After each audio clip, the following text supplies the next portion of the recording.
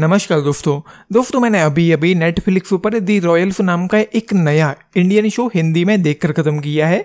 Show में total 8 episode हैं, 40-45 minute के आसपास की एपिसोड्स की लेंथ है। एंड दोस्तों आगे बढ़ने से पहले सबसे पहले मैं आपको अपने इतने साल के एक्सपीरियंस से कुछ बताना चाहता हूँ, क्योंकि मैं इतने टाइम से यही कर रहा था तो इतना एक्सपीरियंस तो हो गया है कि 90% केसेस में मुझे किसी भी शो या मूवी को देखने से पहले ही पता होता है कि जो शो या मूवी रिलीज होने वाला है या रिलीज हुआ है वो कैसा होगा। और इस चक्कर में मैंने बहुत कुछ स्किप किया है। बहुत सारा कंटेंट मैंने स्किप किया है, क्योंकि मैं खुद भी किसी शो या मूवी के बारे में बुरा बोलने से बचने की कोशिश करता हूँ। कभी कभी प्रेशर में आकर झूठ बोलकर तारीफ करने का मन करता है, लेकिन जब फोन का कैमरा ऑन होता है और डिस्प्ले पर खुद की शक्ल दिखाई पड़ती है तो झूठ बोला नहीं जाता। मतलब मुंह से झूठ निकलता ही नहीं है। एंड इस शो के बारे में कुछ ऐसे है क्योंकि हमारे यहाँ पर अच्छे राइटर्स की कमी है और उन लोगों को इस शो को आगे खींचना भी था, तो यहाँ पर एंड में उन्होंने एक ट्विस्ट डाल दिया है और इस शो का सीजन 2 भी आएगा। एंड सीजन 1 के बारे में तो भाई मैं क्या ही कहूँ कि मैंने क्या देखा। थंबनेल देख करके थोड़ा बहुत आप समझ गए होंगे, बाकी का मैं अभी समझा देता हूँ। इस शो के बारे में कुछ ऐसे लिखा है नेटफ्लिक्स पर, ऐसे है, राजकुमार अभिराज की मुलाकात अपना मुकाम खुद बनाने वाली सोफिया से होने पर प्यार व महत्वाकांक्षाओं के बवंडर के बीच शाही जिंदगी व स्टार्टअप की दुनिया की टक्कर होती है। इस शो की जो सबसे खराब चीज़ों में से मुझे एक लगी है वो है यहाँ पर कि इस वक्त में भी इस शो में मोनार्की एग्जिस्ट करती है। ऑल्दो ये राजशाही स्टोरी की डिमांड थी, बट मुझे अच्छी नहीं लगी।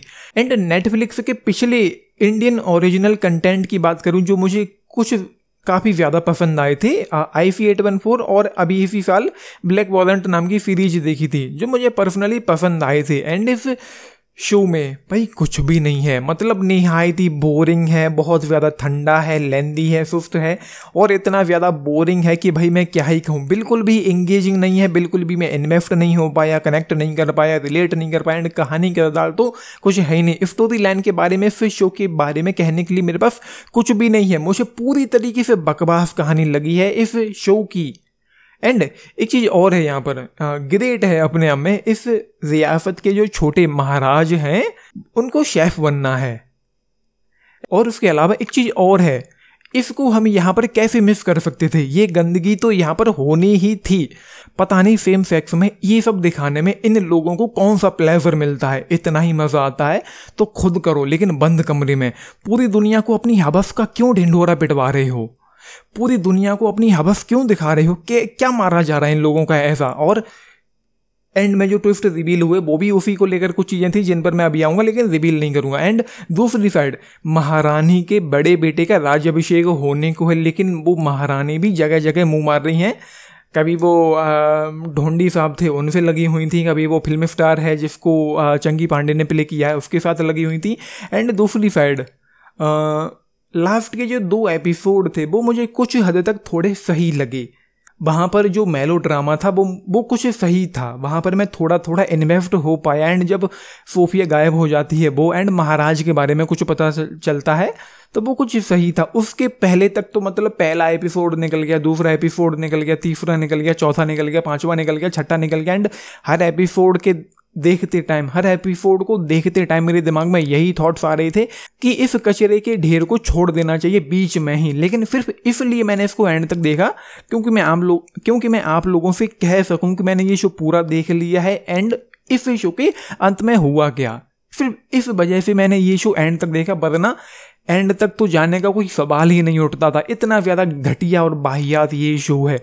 और इस शो में कुछ कैमियोज भी देखने को मिलते हैं जिनका होना ना होना एक समान था। मतलब कैमियो अगर है तो जो रोल है, किरदार का जो रोल है वो थोड़ा इंपॉर्टेंट होना चाहिए, लगना चाहिए कि हाँ ये जरूरी था। तो उस वजह से किसी बड़े एक्टर को या किसी बड़े नाम को कैमियो के तौर पर ले लो। नोरा फतेही, डीनू मौर्य, चंकी पांडे इस शो में देखने को मिलते हैं कैमियो के तौर पर, लेकिन उनका होना ना होना एक समान था। मतलब मुझे तो लगता है कि वेस्ट किया गया है पूरी तरीके से। कहानी, किरदार, writing, pacing, screenplay, direction, treatment, potential, drama, masala, यहाँ पर कुछ भी अच्छा नहीं है। किसी में कोई भी जरा भी दम नहीं है।